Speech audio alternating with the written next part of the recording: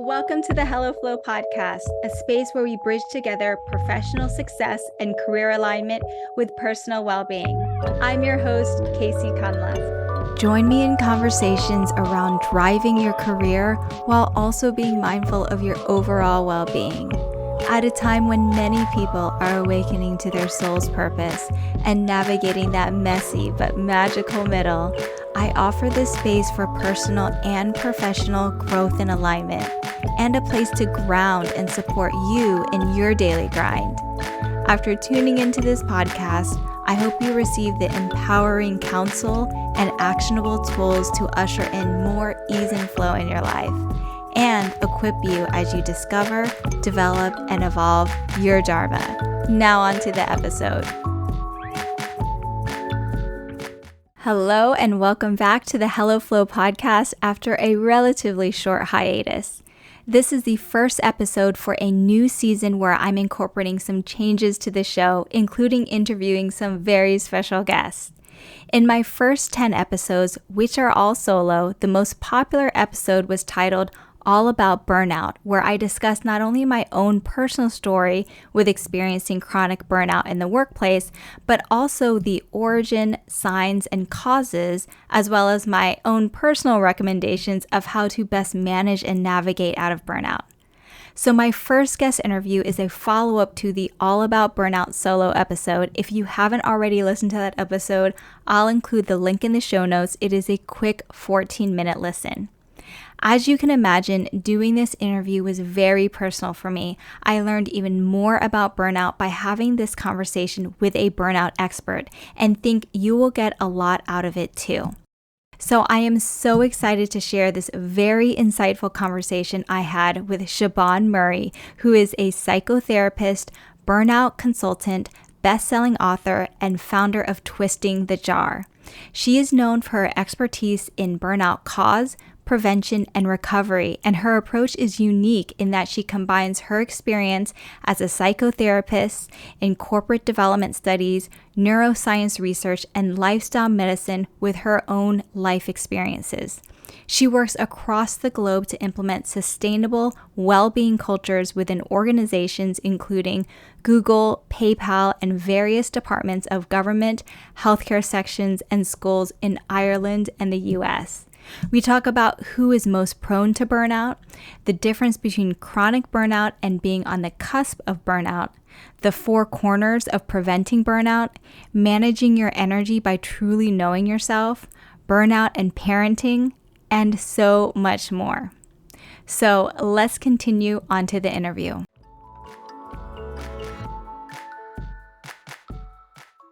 Welcome to the Hello Flow podcast. Thanks for being here, Siobhan. I'm so excited. I love doing podcasts when we're in different time zones and technology allows us to connect like this. Yeah, me too. I love the 11-hour difference between Hawaii and Ireland. So excited to connect with you virtually, even though you're halfway across the world. It's the modern world we live in when we manage it and don't let it manage us. Yes, that is a great segue into today's topic, which is all about burnout. And as you know, and as the listeners on this podcast know, I suffered from what I called my ultimate burnout. So I have been so excited to talk directly with you, who is a burnout strategist. Before we go into everything burnout, can you give us a brief background on your professional journey, what led you here, and what you do now? Oh gosh, we could just do the whole podcast just on that. Well, I suppose, you know what, I'm going to start at the end of where I am right now, which is I'm 53. I live in Ireland. I work a lot within the States, but virtually.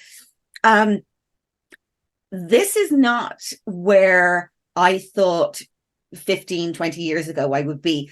I started my career in my early 20s in the music industry. I worked for Elton John. I worked in London. It was really hectic. It was exciting. It was, people will go, oh my God, that's just like dream job. And don't get me wrong, it was an amazing experience, but I always felt burnt out. But back then, that language was never used. It was just you were burning the candle at both ends, or partying too hard, or you need to have an early night. And I had worked in the music industry for quite a few years. I segued into not-for-profit. I established the Ronald McDonald Children's Charity in Ireland and worked towards getting the Ronald House built here. I then worked corporately. I worked for Pepsi. I've worked for McDonald's. I've worked for all the big ones. And in my late 30s, in this corporate world, had the gym membership, wore the high heels, had the power suit, constantly felt that never really knew why I was doing all of this, but it's what everyone else was doing, so that's what you do. And I got pregnant with my first child. I was 38, and I had my second child literally 18 months later, still in the corporate job. I had burnt out. Now I can look back and give it a name. I had burnt out numerous times. And I would put what I now call the sticky plaster over it. You get back in your little, I shouldn't do that much. And then slowly that all goes back because you're not changing behaviors. So I would repeat the same thing, another job, another career. Now and I was a single mom. I still have always been a single mom.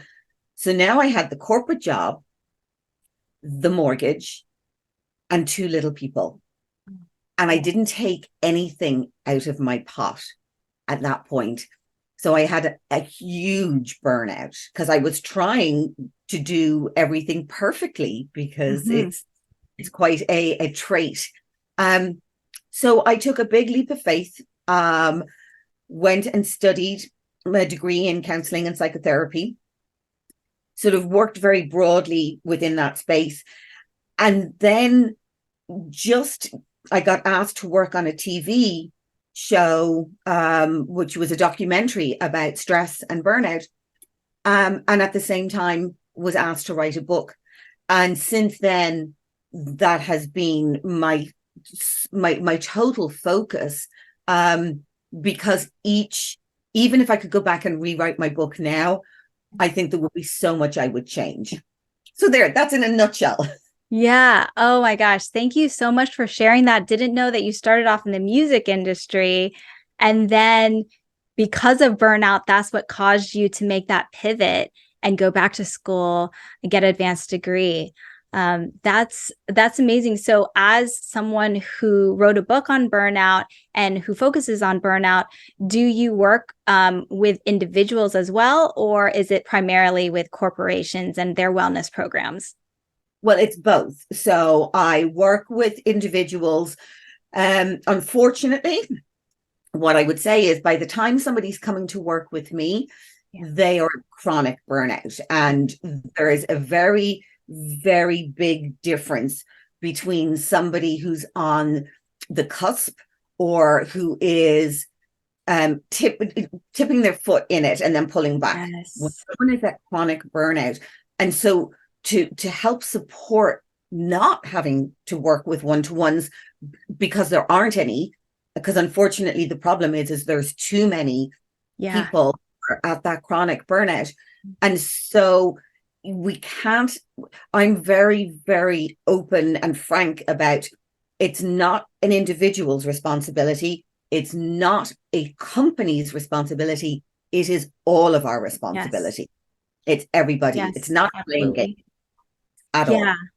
Yeah, I love that. There's a couple things I want to follow up from that. So you had mentioned there's a big difference between being in it, having chronic burnout, and then dipping your toe in and getting back out. Can you talk about the difference and like what are the signs for us to know where we are at if we're feeling burnout?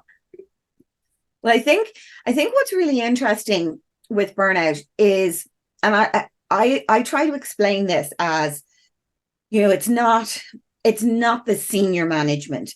It's not just the consultant. It's not the senior legal. It's the human being who is a high achiever.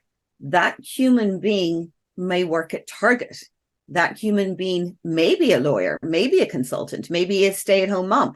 It doesn't matter what your occupation is. If you intrinsically, the part that I love coming back to is, who are you? If you are a high achiever in everything you do, you are going to be more predisposed to heading towards burnout.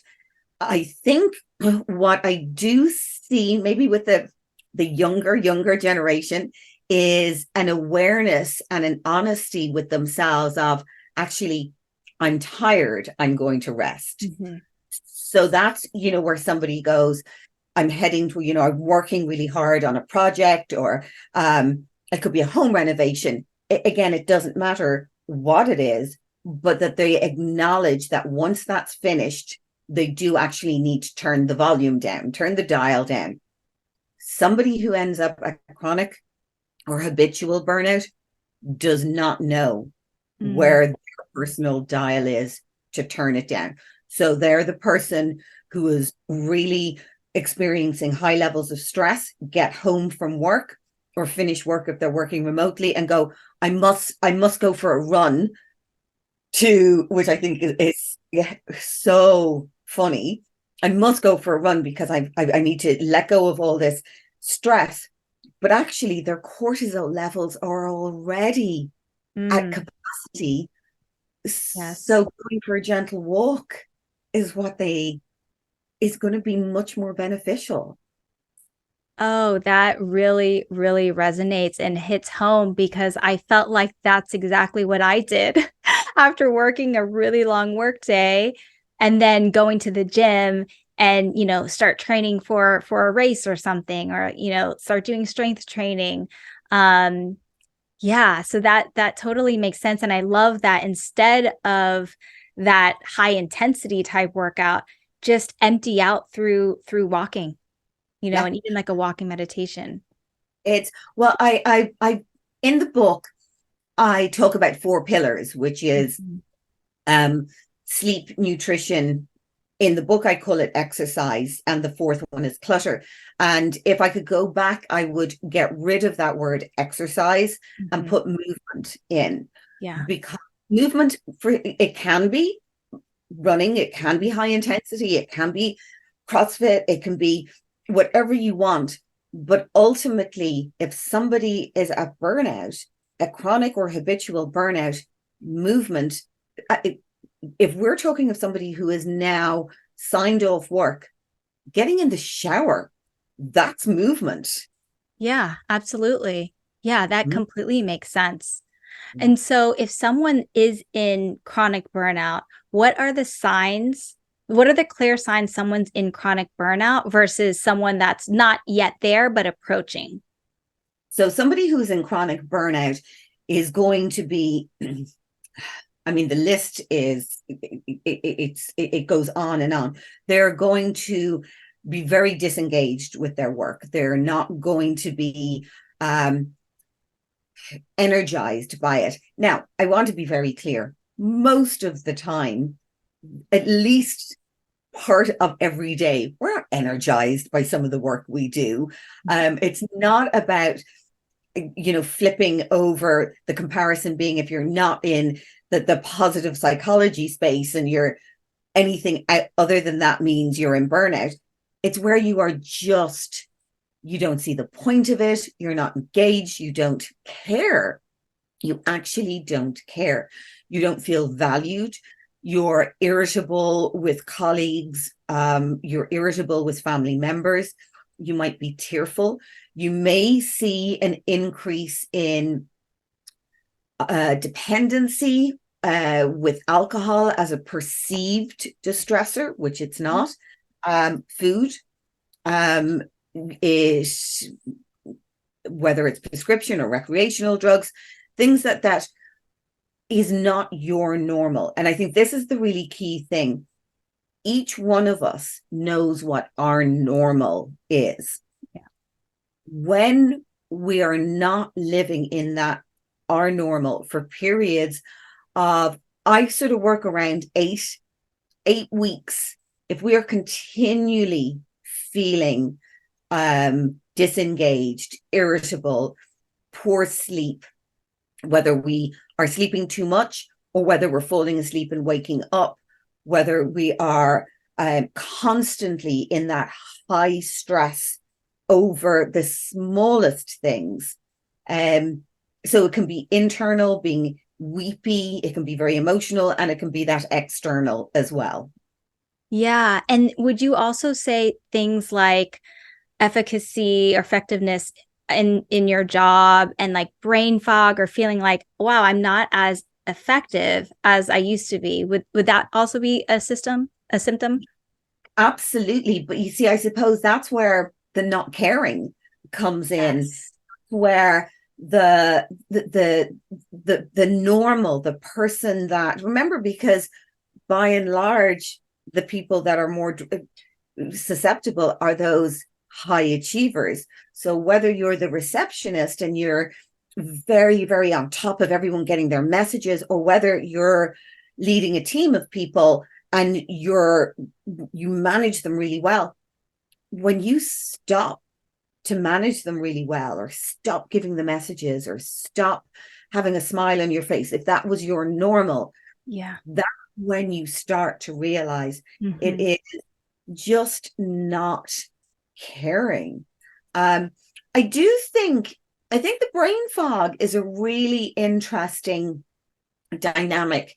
And I bring this in because post-COVID, I don't think we are post-COVID. I mean, I think since the pandemic started and all the different layers that we've had, I think the experience of burnout has taken a new slant, because we have gone from the majority of people who were office-based to going through periods of being remote, to some people staying remote and now being in the States, very, very comfortably living in a different state to where their main office is.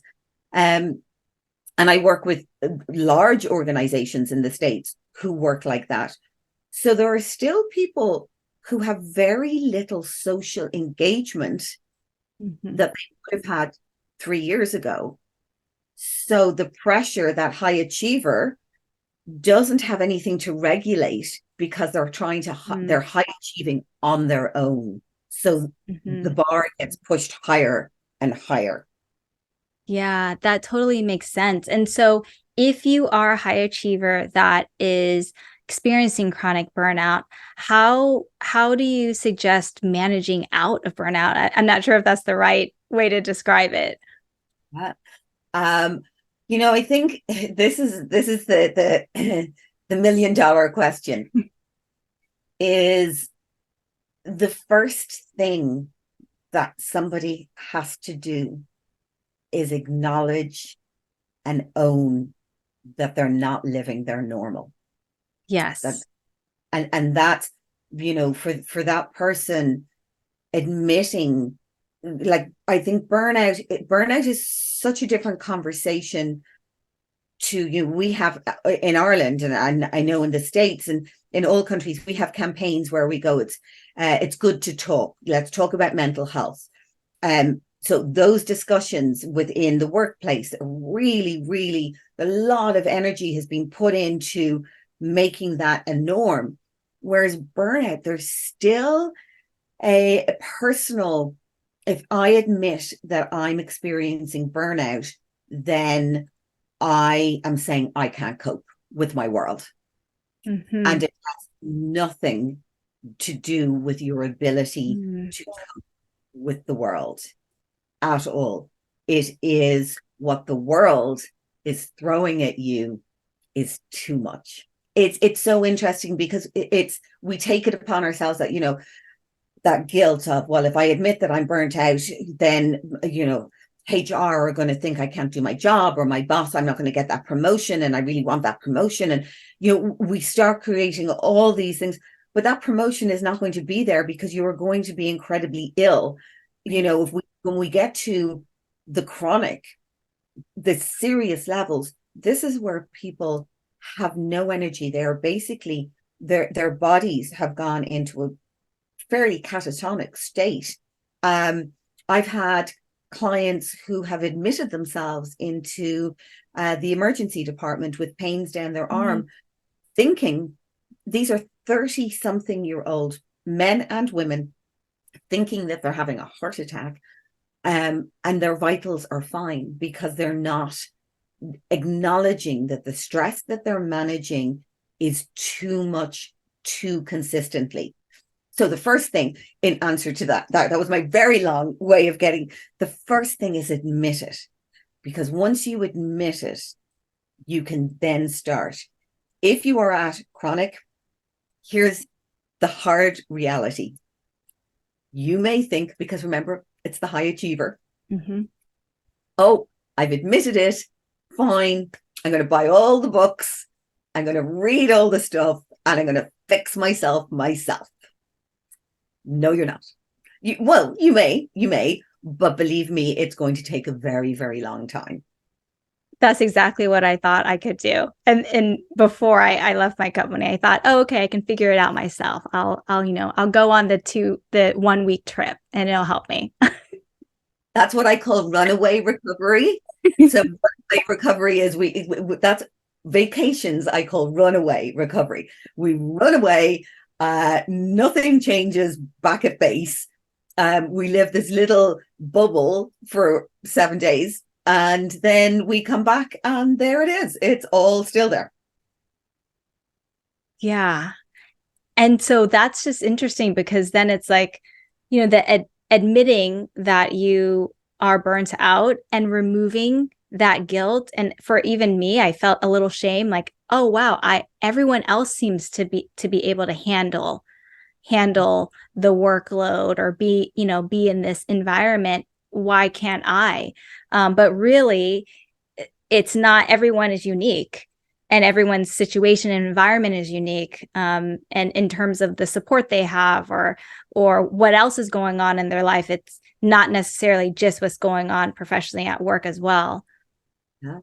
And I think, I'm very much, and I'm not saying this because I coach people or in what I do. I say this because this is my experience as well. When I got burnt out, I remember, I think a couple of times along the journey, I would have dipped my toe into therapy and I would have gone for maybe 3 weeks in a row or 4 weeks and cried my eyes out because the world hated me and it was all a disaster and everything was, I couldn't cope. And then, by week 4, I'd go, okay, I don't know what to talk about because I wasn't engaged. At the time, and this is no reflection on the therapists, I've worked with amazing therapists, but the approach was very much, and how did that make you feel? And for me, when I graduated and as I've continued along my career and my learning, I added in coaching, I added in mindfulness. I trained as a personal trainer because I wanted to understand movement, not just exercise, the answer to everything. Go for a run, you'll be fine. And then recently I graduated from the Royal College of Surgeons in Ireland in positive health, which is very much, it's the science behind all the good stuff, which is mindfulness, gratitude. Yes. But it's also about understanding how managing our cortisol levels, managing ourselves, how it affects our health, in order to be able to prevent rather than recover from burnout. Because really the best way, and it might not be accessible to everybody, but is to find somebody, a coach, but who also has, I think having the psychotherapy element, because you are looking at somebody who has these behaviors. These behaviors can just come out of nowhere. You don't get burnt out overnight. We mask them quite well. And And maybe when we're younger, we don't have as many responsibilities, but eventually when we're layering on all the other responsibilities and we're not taking anything out of that pot of responsibilities, there's just too much. And we don't know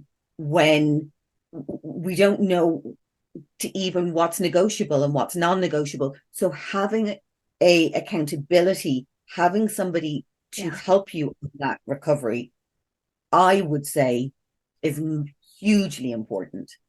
Yeah, and I almost feel like part of burnout is because someone's not asking for help or doesn't have the support that they need in different areas. So this is, part of that process. So I think that's a good kind of transition to, now that we talked about someone and signs about being in chronic burnout, how can we prevent burnout?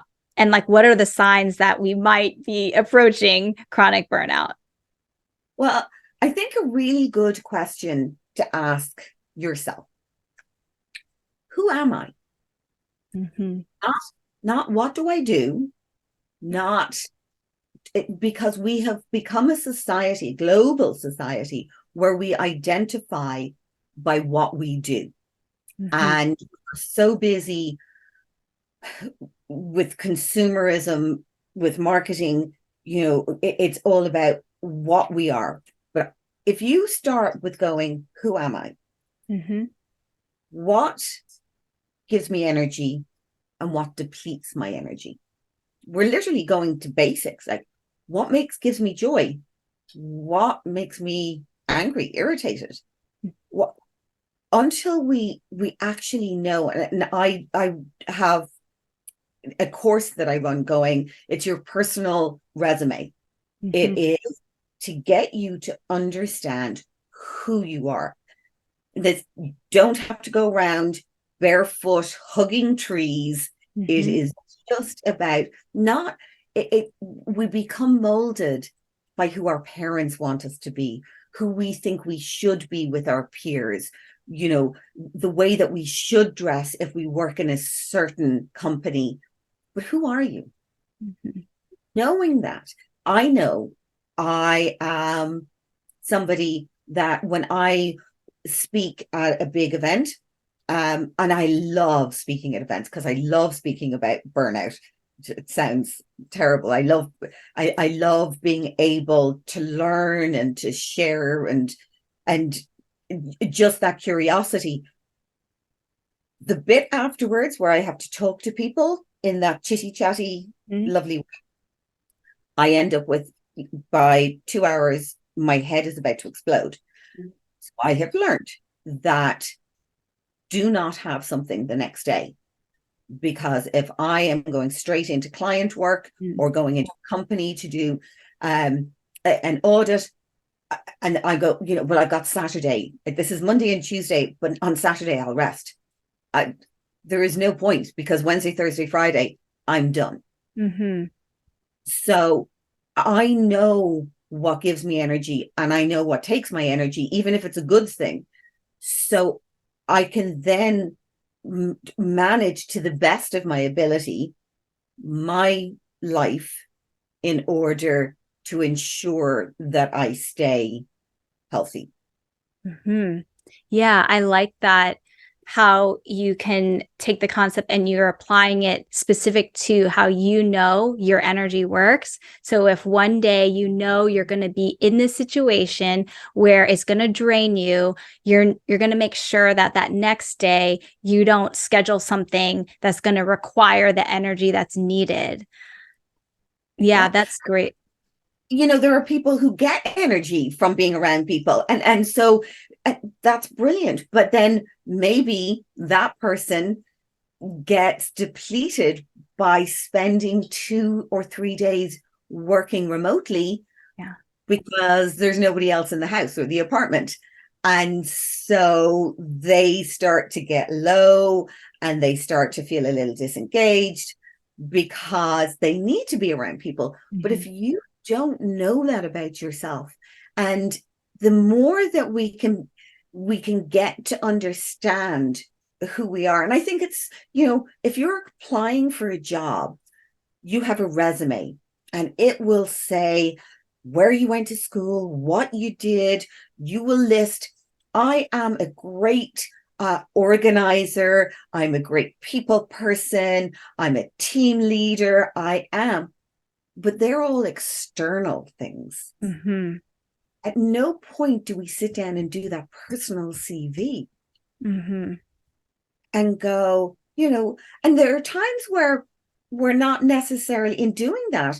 There can be parts of us we go, well, I don't really like that about myself, but that's okay, Mm-hmm. because everybody has parts that we don't like. But that's not what the point of this is. If we start to know, knowing that you actually perform with the world, not just work, when you go to bed at 10 p.m. and you get up at 6 p.m. or 7 or 5, whatever works for you. But if you're not honoring that, and yet that's what makes you tick much better, then you're literally existing because your housemate or your boyfriend or your girlfriend, they don't need that much sleep, so I'll do what they do. Mm-hmm. So, because the 4 areas, and I had alluded to it earlier, I call them the 4 corners, which is your sleep, nutrition, movement, and clutter. And they're your primary that, to keep an eye on, do an audit once a quarter, go, am I getting good sleep? Am I eating healthily for what my body needs? Right. Am I getting daily movement? And clutter is not just the cluttered environment, Mm-hmm. it's the clutter of toxic people and relationships Mm-hmm. and circumstances. Mm-hmm. Yeah, thanks for hitting on all 4, and we can learn more even further when within your book. And I love like where you landed in terms of clutter, because I think it goes back to it not just being the physical work or physically, packing in your schedule with things, but it's also mentally and emotionally, what are you taking in, and how is that also impacting your body and your mind as well. So thanks for clarifying that and adding that into the conversation, because I think that's also very important. And then the other piece that I'm getting from what you just shared is we, for as individuals, and especially if you're a high achiever, it's hard to say no to things. And we're always seeing, okay, well, the norm is like this, and other people can make it happen. Other people are able to operate in this way. But what you're saying is really, really centering yourself in your own truth and listening to your body and seeing what it needs for yourself individually in order for you to operate at your highest, in order for you to operate and hit to your full potential. Because if you keep going on the path and you hit the burnout, then you're not going to be operating the way you're supposed, your normal, your truth. So thanks for reminding us of that. Yeah. And the expectation, I think we get caught up in, it's funny when you say that about being a yes person. Most of my family, my cousins, my mum's siblings, and then there's 3 generations down. My mum grew up in the States, but came back. She was born in Ireland, but they all live over there. And I joke with my mum and say, gosh, I wish I was like my cousins. They're very good at going, no, even if there's massive, big family get-togethers, they're the first to say, no, I don't think we'll do the dinner tonight. We did a lot with family today, so we're just, and I previously would have gone, oh my God, that's rude. I couldn't say that. What would people think? Going into that judgment and that inner critic and guilt and, oh no, I know I'm tired as well, but I better go. There's a way as well of saying no. It's not about suddenly becoming something you're not, but it's about honoring who you are. And there are always going to be times where we say yes because we know it's the better thing to do. Mm-hmm. But if that is our norm, Yeah. then why are we doing it? Because we're not bringing our best self to that yes, Yes. because we're exhausted. Yeah. Yeah, exactly. I want to kind of circle back to the company piece. But before we go into that, for everyone listening who's a parent, and especially if you're a working parent, full-time parent, and as you know, being a single parent too, what are sort of the strategies or advice that you can provide to parents who are juggling the different priorities and feeling potentially burned out? Oh, I see this. I work with a major global tech company, but I work with them in the States. And there's a large cohort of early 30s women who are, have careers and have one, two, or three under five. Mm. And again, it goes back to that not taking anything out of their pot. Um, and I think now this is going to be controversial. And so anyone listening, take a deep breath, but bear with me.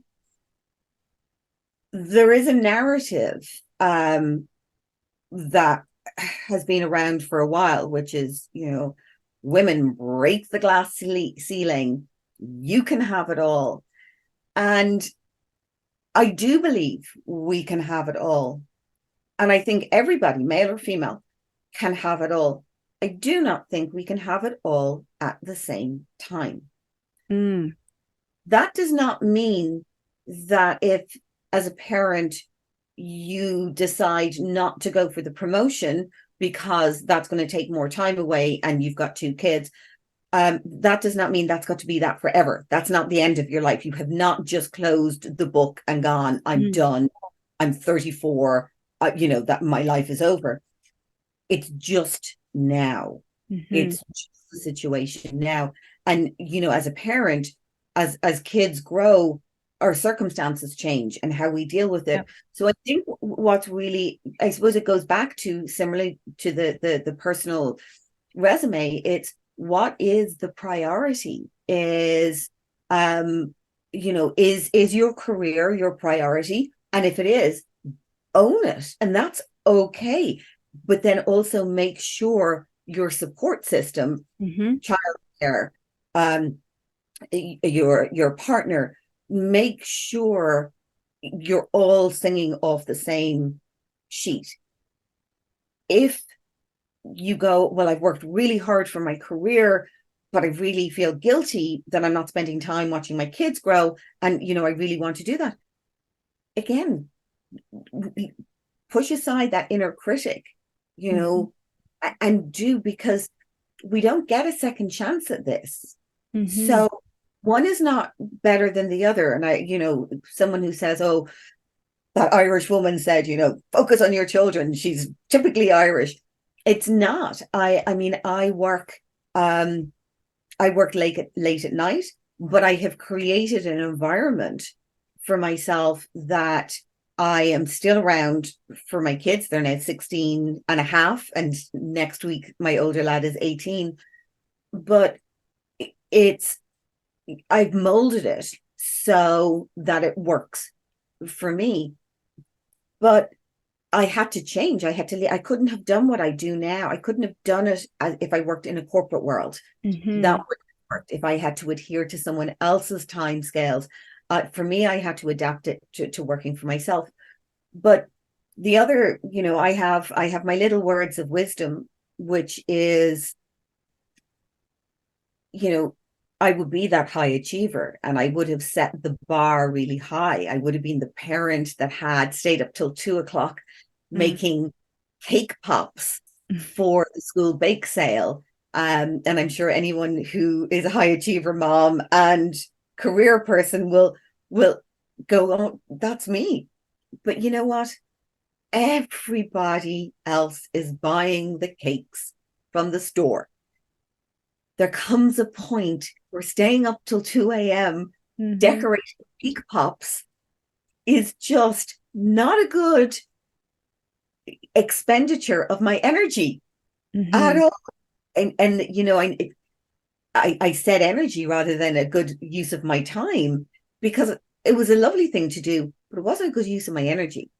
So when I pulled it back and go, well, where is a good use of my energy? Is it fighting with my kids and getting, you know, sucked into a drama over something I won't remember next week? So bend with the wind as a parent and choose your battles carefully, because there is no rule book. You can buy all the books on parenting.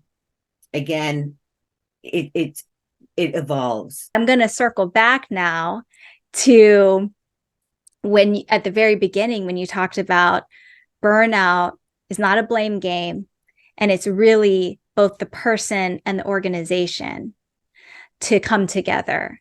So we talked a lot about the individual. Is there anything, especially as it ties back to your wellness programs with working with these big global companies, is what's sort of some of the tips for companies? And I don't know if that's too broad of a question, or maybe it's for those who lead teams, you know, how they can create that supportive environment, or to understand if someone might be approaching. I'll sort of leave it a little bit broad to give you some runway there. And this is also for anyone listening who is in a position that may want to bring in someone like yourself who can work with a company. So can talk about a little bit how, like, what do you do when you work with companies around burnout and wellness? So normally what I would do is, when a company approaches me, trying to get an understanding of what they actually want, because there is no point a company getting somebody in, whether it's me, somebody else, to tick a box. It's a waste of their money. It's a waste of my time. What we want to see is actual change. And we want to see burnout prevention, not burnout management. There's a very fine line between, and I do have a huge amount of information that I work with managers and managers on being able to have the conversation with somebody on their team about bringing up burnout, then exploring what it is.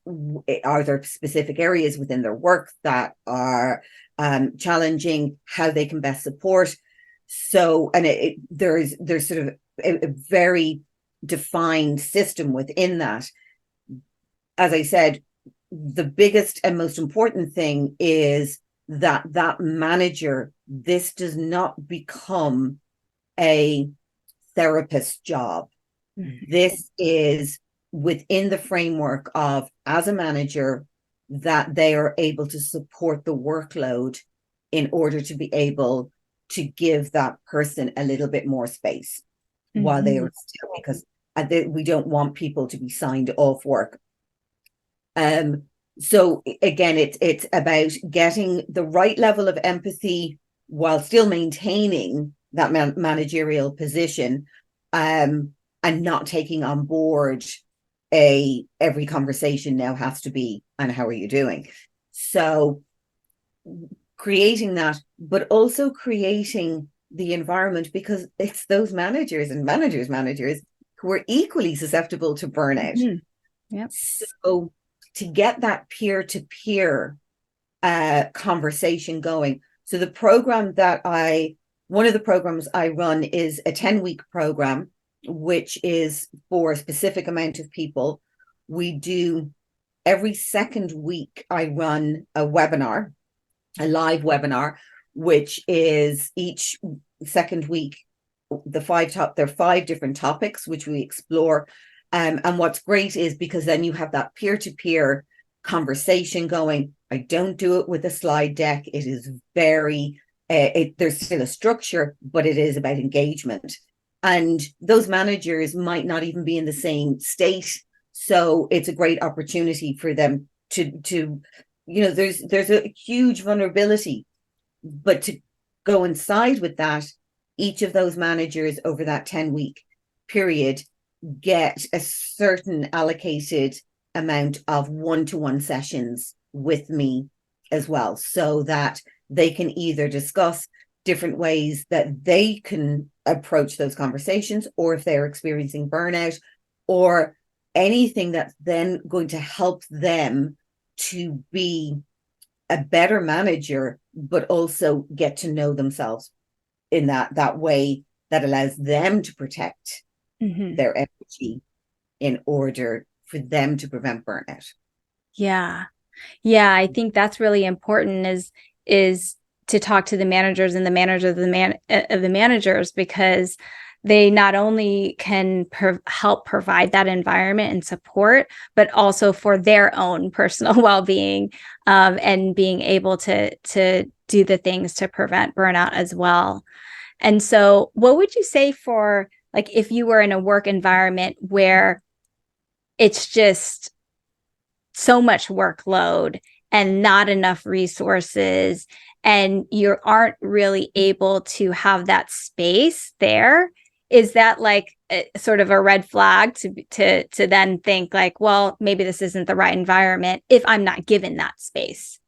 Yeah. And I think this is, I would ideally, my first approach with a client is not, well, you just need to leave that job. Mm-hmm. That's, it's to look at all aspects, to literally look at the situation from a holistic point of view. Mm-hmm. But having said that, there are going to be situations where it doesn't matter how much of the good stuff you're putting in place. If you are being given the equivalent of two people's workload to do within an 8-hour shift every single day. And I think, and I would like to also say, anybody listening who is going, yes, but I work in healthcare, that is a whole different conversation. And I will very much say where I have been coming from is much more from an organizational point of view, because medical burnout, that's a whole other Yes. Yeah, I think I read that that's where the origins of burnout began, was in the healthcare kind of industry, because of caring for others, from like a nursing and doctor perspective. So thank you for that. And I know that there's still, I feel like I could talk about this forever, because I've gone through it, and I've, seen and witnessed a lot of people going through, burnout or like teetering in there. So I think that this conversation is going to be extremely helpful for all the listeners. And thank you so much for, coming on. Where can people connect with you? Where can they find your courses, your books, if there's anyone, from a corporate standpoint that would want to link with you as well? So on my all social, my website is everything. My website is www.twistingthejar.com. My LinkedIn is the same. Instagram, I will be completely honest, I have fallen off the Instagram. I find it was just not a good use of my energy for a while, but I am going to get back on there. And sometimes I do stick my head into, I think we're supposed to call it X now. But generally at my website, there's loads of information. And just as a note, the reason my company is called Twisting the Jar, most of the time when we have a jar that is stuck, we can twist it open. Mm-hmm. We can do it ourselves. We can stab it on the top to release the air. We can run it underwater. We can get really cross with it and, get a rubber glove, or we can ask for help in twisting the jar. And until we twist the jar open, it's very hard to see what's on the outside if we're stuck on the inside. I love that. That's a great way to to bring the conversation to end. Thanks. That's very creative. Thanks for sharing it. And thank you again for your time. You're very welcome.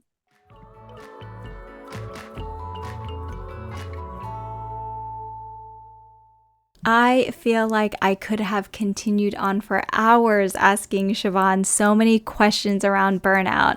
I got so many great nuggets out of the conversation, including understanding that it's not just the physical work that causes burnout, but energetic things like additional toxic energy or circumstances that surround you that can also be a huge contributing factor to burnout as well.